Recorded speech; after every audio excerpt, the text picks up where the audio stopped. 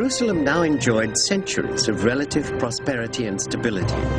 However, in the 4th century BC, Macedonia became the dominant power in the region.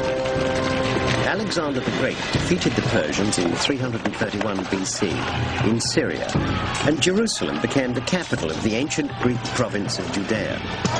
Throughout his life, Alexander was renowned for his tolerance towards conquered peoples. The people of Jerusalem were no exception. Under Greek domination, Jerusalem became an important trading center.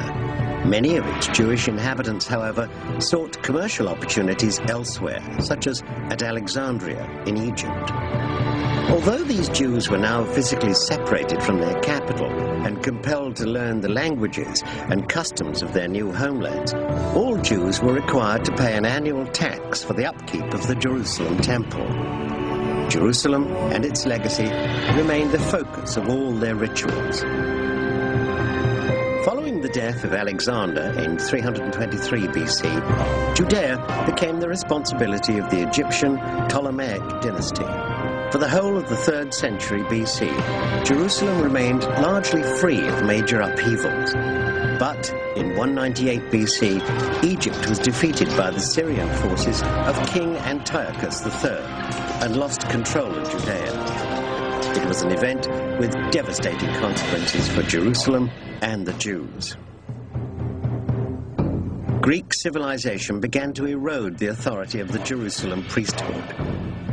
When King Antiochus IV installed an altar to Zeus in the temple in 168 BC, an armed rebellion ensued. It was led by the dynasty of Mattathias Maccabeus, otherwise known as the Maccabees. The Maccabees reclaimed total Jewish sovereignty of the temple, reinstating it as the nation's holiest place, an event still joyously celebrated as Hanukkah, the Festival of Lights. The celebration of Hanukkah, or the beginning of it, is described in the books of Maccabees. And it is a dynastic ceremony in which all Jews in Judea were required to light candles for 8 days in what was evidently intended to be an imitation of the 8 days of the Festival of Tabernacles, of Sukkot.